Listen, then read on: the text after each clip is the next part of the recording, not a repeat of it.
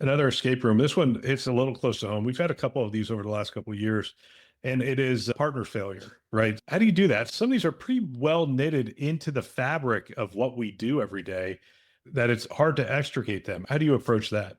We need more focus on business continuity. I own cyber and getting us back up as the chief operator. You need to own how do we continue to operate in a degraded environment?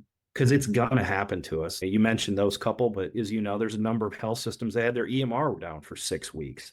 I'm working hard to bring it back up. How are you going to continue to process orders and lab results and specimens and drugs and all that stuff?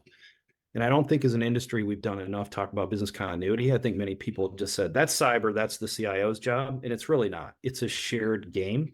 So I think that's changed to some degree, and because of some of these big issues, change the conversation and people get it more than maybe they did in the past.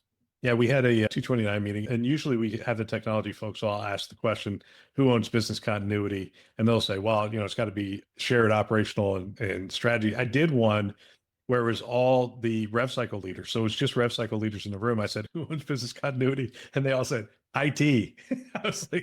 I'm like, yeah, that's the problem. It's like we're trying to get that message out that, hey, this is an operational problem, probably more so than a technology problem. But it's been a tough message to get out there. I think some of that comes back to being that chief translator a little bit. What does business continuity mean? It doesn't mean the same thing to different people. So you've got to come up with a common lexicon and then get everybody to kind of agree to what that is.